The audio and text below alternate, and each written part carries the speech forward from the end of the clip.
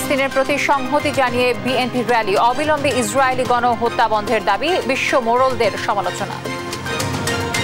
যারা মুসলিম বিশ্বের মোড়ল তারা কখনো সক্রিয়ভাবে ইসরায়েলের বিরুদ্ধে কোনো পদক্ষেপ নেয়নি। ইসরায়েল সরকার এবং তার বাহিনীগুলিকে প্রতিহত করার ব্যবস্থা নেওয়া হোক। এবার কামাল কাদের সহ 10 আসামির বিরুদ্ধে ইন্টারপোলকে রেড নোটিশ জারির অনুরোধ, ফের সংশোধন হচ্ছে ট্রাইব্যুনাল আইন। পূর্বাঞ্চলে প্লট দুর্নীতির মামলায় হাসিনা পুতুল সহ 18 জনের বিরুদ্ধে গ্রেফতারি পরোয়ানা, হাবিব হাসানের বিরুদ্ধে দুদকের মামলা। ভারত ট্রান্সশিপমেন্ট বাতিল করায় রপ্তানি বাধাগ্রস্ত হবে না, যুক্তরাষ্ট্রের সিদ্ধান্তে স্বস্তি, নিজস্ব সক্ষমতা বৃদ্ধিতে গুরুত্ব দিচ্ছে সরকার। বিনিয়োগের পাইপলাইন তৈরি, যোগাযোগ করে নিশ্চিত করবে বিডা, নতুন শুল্ক কাঠামোতে মানিয়ে নিতে সরকারের নানা পরিকল্পনা। এসএসসি ও সমমান পরীক্ষা শুরু, 60 দিনে ফলাফল দিতে চায় সরকার, বাংলা প্রথম পত্র নিয়ে শিক্ষার্থীদের মিশ্র প্রতিক্রিয়া। সাজেশন যেরকম দিয়েছে বিহার এক্সপার্টসরা ওখান থেকে এসেছে আর কি। কমন পড়ছে, বাট যতটুকু আশা করছিলাম অতটুকু কমন পড়ে নাই। গাইড করা ছিল, বাট টিচার অনেক ফ্রেন্ডলি এন্ড হেল্পফুল ছিল। নারী বিশ্বকাপ বাছাইয়ে নিজেদের প্রথম ম্যাচে বাংলাদেশ দলের রেকর্ড করা জয়, 178 রানে হেরেছে থাইল্যান্ড, জ্যোতির সেঞ্চুরি।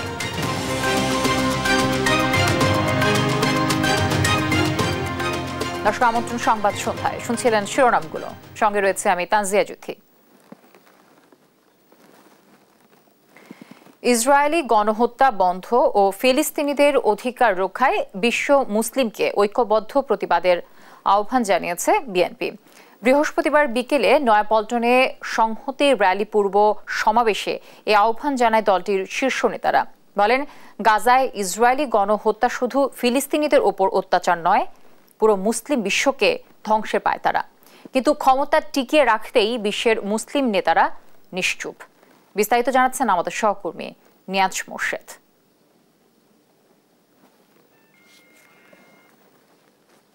দর্শক, আমরা রিপোর্টটির জন্য অপেক্ষা করছি।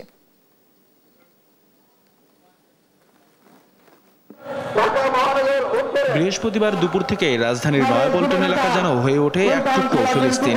প্লাকার্ড আর পতাকায় লেখা প্রতিবাদের ভাষা জানান দেয় সবাই মানবতার পক্ষে।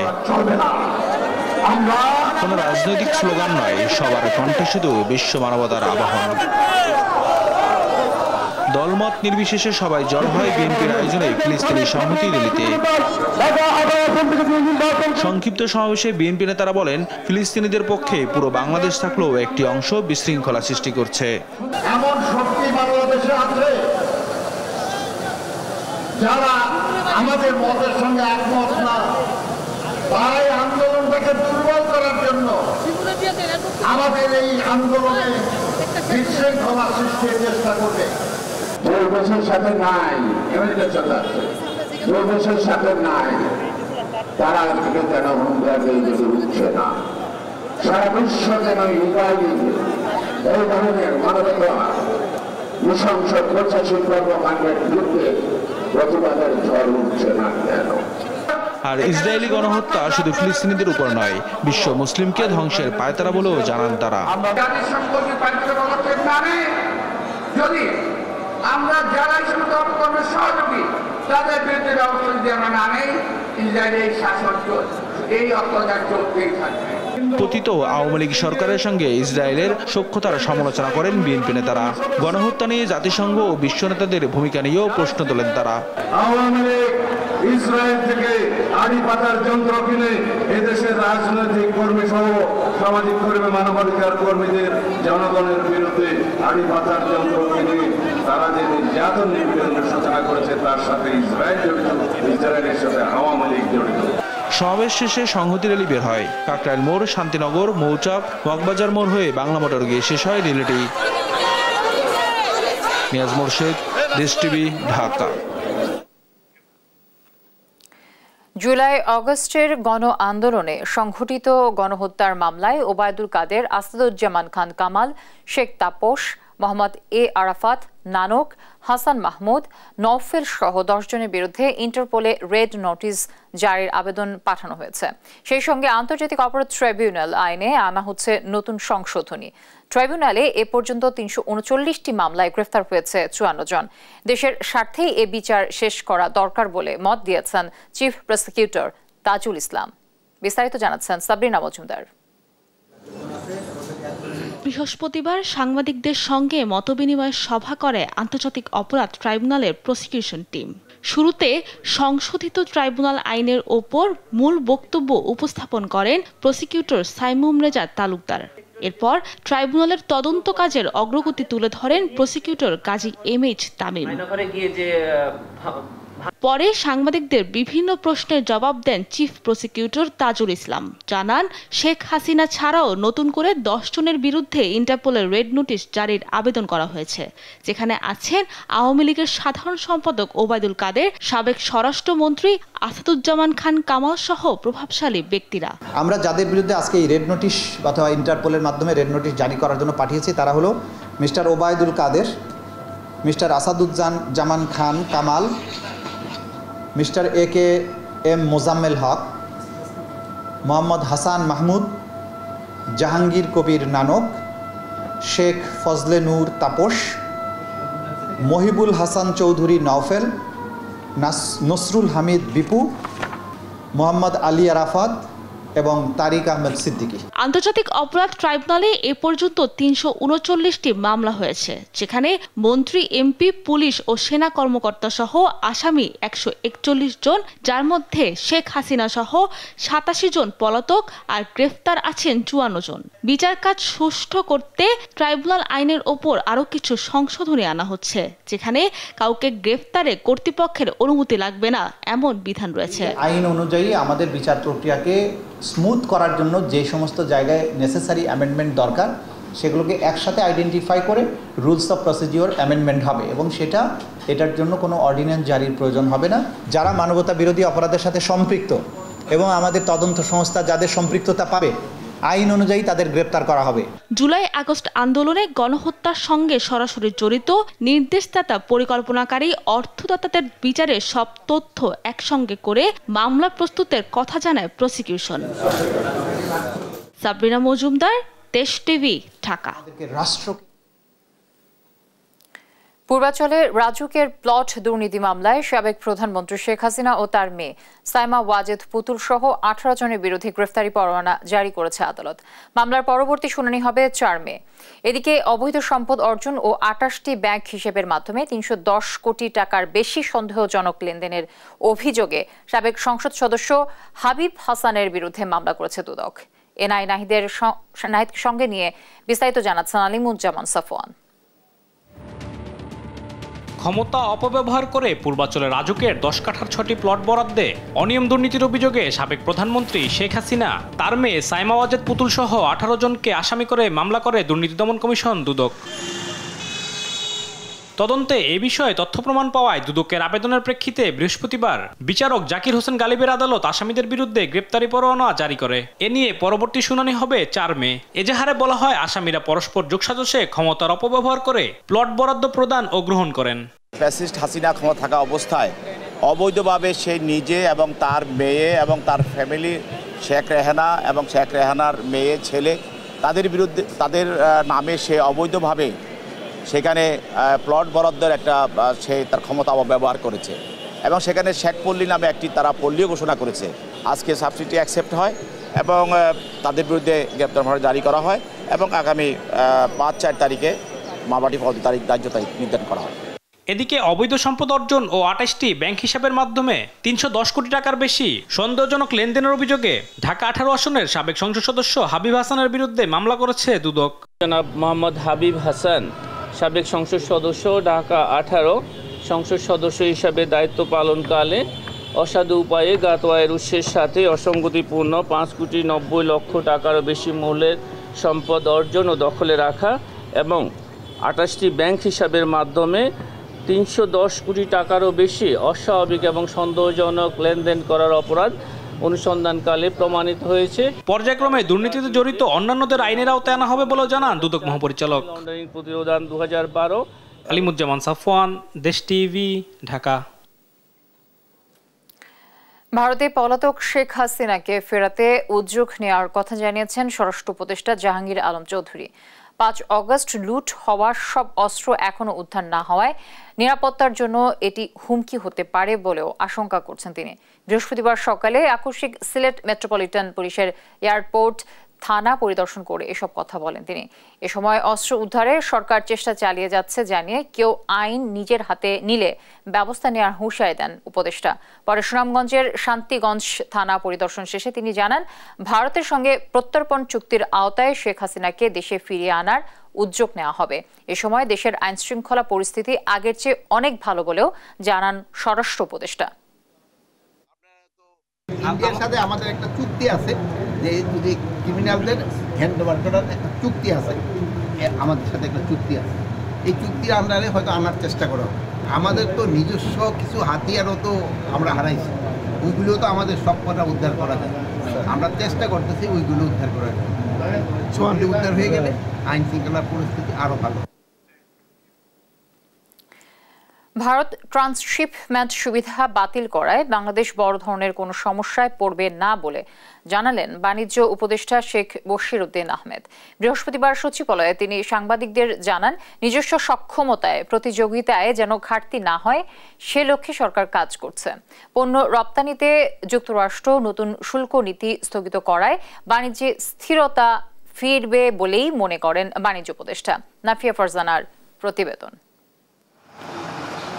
2020 সালের 29 জন ভারত সরকারের central board of indirect taxes and customs CBIC একাদেশে বাংলাদেশকে ভারতের শুল্ক স্টেশন ব্যবহার করে তৃতীয় দেশে পণ্য পাঠানোর সুযোগ দিয়েছিল, কিন্তু মঙ্গলবার হঠাৎ করে ওই আদেশ বাতিল করে সংস্থাটি। এতে বাংলাদেশি পণ্য ভারতের ভূখণ্ড ব্যবহার করে আর তৃতীয় দেশে যেতে পারবে না। বৃহস্পতিবার সচিবালয়ে এ নিয়ে সাংবাদিকদের মুখোমুখি হন বাণিজ্য উপদেষ্টা শেখ বশিরউদ্দিন। জানান, ভারত হঠাৎ সিদ্ধান্ত নিলেও বাংলাদেশের রপ্তানি বাধাগ্রস্ত হবে না। এটাতে কোনো সমস্যা আমরা বোধ করছি না। আমরা আমাদের নিজস্ব সক্ষমতায় আমাদের জন্য প্রতিযোগিতার সক্ষমতায় কোনো ঘাটতি না পড়ে এবং আমাদের রপ্তানির ক্ষেত্রে যোগাযোগের জন্য কোনো ঘাটতি না পড়ে, সেক্ষেত্রে আমরা সকল ব্যবস্থা নিচ্ছি। তিনি জানান, ট্রান্সশিপমেন্ট বাতিলের কারণে বিমানবন্দর ব্যবহারে কিছুটা সংকট হলেও সড়ক পথে মালামাল আনা নেয়া করা যাবে। মোরলেস অ্যাবাউট 40 থেকে 50,000 টন মতো ম্যাটেরিয়াল বাই রোডে এখান থেকে ভারতের বিভিন্ন পোর্ট, বিশেষত দিল্লি, কলকাতা এবং ব্যাঙ্গালোর, কিছু এই পোর্টের মাধ্যমে আমাদের রপ্তানি হতো। আমরা আশা করি যে এই ম্যাটেরিয়ালটা আমরা নিজেরাই ক্যারি করার সক্ষমতা বৃদ্ধির মাধ্যমে আমাদের এই সমস্যা অতি দ্রুত সমাধান করবে। যুক্তরাষ্ট্র নতুন শুল্ক নীতি স্থগিত করায় রপ্তানি বাণিজ্যে অস্থিরতা কেটে যাবে বলে জানান বাণিজ্য উপদেষ্টা। জানান, এ 3 মাসে বাণিজ্য ঘাটতি কমানোর পাশাপাশি নিজেদের সক্ষমতা বাড়ানো হবে। নাফিয়া ফারজানা, দেশ টিভি, ঢাকা। বাংলাদেশে বিনিয়োগে আগ্রহীদের সঙ্গে যোগাযোগ রক্ষা করে তা নিশ্চিত করতে চায় বিডা, আর এজন্য সময় লাগতে পারে 1.5 থেকে 2 বছর। যুক্তরাষ্ট্র ঘোষিত নতুন শুল্ক পরিবেশের সঙ্গে মানিয়ে নেয়ার পরিকল্পনাও করছে সরকার। বিনিয়োগ সম্মেলনের শেষ দিনে সংবাদ সম্মেলনে বিডার পক্ষ থেকে এসব কথা জানানো হয়। সাইফুর রিপনের প্রতিবেদন জানাচ্ছেন নাইম আফসান। বাংলাদেশ বিনিয়োগ সম্মেলনের শেষ দিনের কর্মসূচি সহ সামগ্রিক বিষয় তুলে ধরতে রাজধানীর হোটেল ইন্টারকন্টিনেন্টালে সংবাদ সম্মেলন করে বিগত দিনগুলোর তুলনায় ব্যতিক্রমী আয়োজনে অনুষ্ঠিত সম্মেলনকে সফল বলে দাবি করে বিনিয়োগ উন্নয়ন কর্তৃপক্ষ। দেশের রাজনৈতিক পরিবেশের স্থিতিশীলতার তাগিদ থেকে রাজনৈতিক দলগুলোর সঙ্গে বিনিয়োগকারীদের সাক্ষাতের পাশাপাশি সরকারের প্রত্যেক বিভাগের সঙ্গে আলোচনার ব্যবস্থা এবারে সম্মেলনে ছিল বলে জানান আয়োজকরা।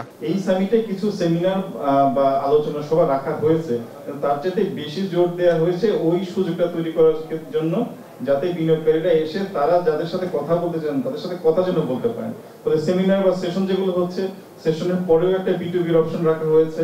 তারপর আমি বললাম এখানে দোতলায় 10টা রুম ছিল, সেখানে কনসার্ন এজেন্সিরা ছিল।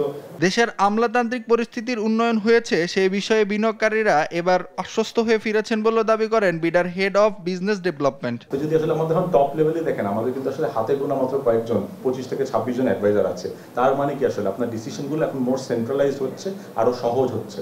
তো এই জিনিসগুলো আসলে ইনভেস্টর এবার এসে নিজেরাও অনুধাবন করতে পারছে। আমরা নিজেরা যে মিটিংগুলোতে বসেছি, অনেক মিটিংয়ে তারা নিজেরা বলেছে যে এবার এসে তাদের মনে হচ্ছে যে আমরা যে প্রতিশ্রুতিগুলো দিয়েছি সেটা শুধু প্রতিশ্রুতি না, কিছু কিছু কাজ অলরেডি শুরু হয়ে গেছে। বিনিয়োগ নিশ্চিত করা স্বল্প সময়ের কোনো বিষয় নয় বলে দাবি করে তিনি বলেন, বিনিয়োগ নিশ্চিতে পরিকল্পনা নিয়ে এগোচ্ছে বিডা। একটি প্রাইমারি অবজেক্টিভ বলে থাকেন, এটা সেটা পাইপলাইন তৈরি করা, যেটাকে আমরা ট্র্যাক করতে পারি, এবং এটা নিয়ে আসলে আমাদের একটা সুনির্দিষ্ট রোডম্যাপ আছে। 18 থেকে 24 মাসের একটা রোডম্যাপ আমরা বানিয়ে ফেলবো এদেরকে নিয়ে, যাতে করে এর পরের বার যখন যদি এরা আবার আসে, এই ইন্টারেস্টের স্টেপ নিয়ে কথা হবে না, কারণ হচ্ছে পরের যে কোনো একটি ধাপ নিয়ে যে ওদের এখন এন্ট্রি করতে বা আসলে অ্যাকচুয়াল ইনভেস্টমেন্ট করতে আর কি কি সহযোগিতা লাগবে। মার্কিন শুল্ক আরোপের ফলে সৃষ্ট নতুন পরিবেশের সঙ্গে মানিয়ে নিতেও কাজ চলছে জানান বিডার head of business development. Tariff environment বলেন বা এই নতুন ট্রেড এনভায়রনমেন্টে অনেক চেঞ্জ হয়, তো আসলে শুধু আমরা না, প্রতিটি। নাইম আফসান, দেশ টিভি, ঢাকা। একযোগে শুরু হচ্ছে এসএসসি ও একযোগে শুরু হয়েছে এসএসসি ও সমমান পরীক্ষা। এবার 11টি শিক্ষা বোর্ডের অধীনে পরীক্ষায় অংশ নিচ্ছে 19,28,181 জন শিক্ষার্থী। সকালে ঢাকার কয়েকটি পরীক্ষা কেন্দ্র পরিদর্শন করেন শিক্ষা উপদেষ্টা অধ্যাপক ডক্টর CR আবরার। বলেন, গুজব শিক্ষার্থীদের উপর চাপ সৃষ্টি করে।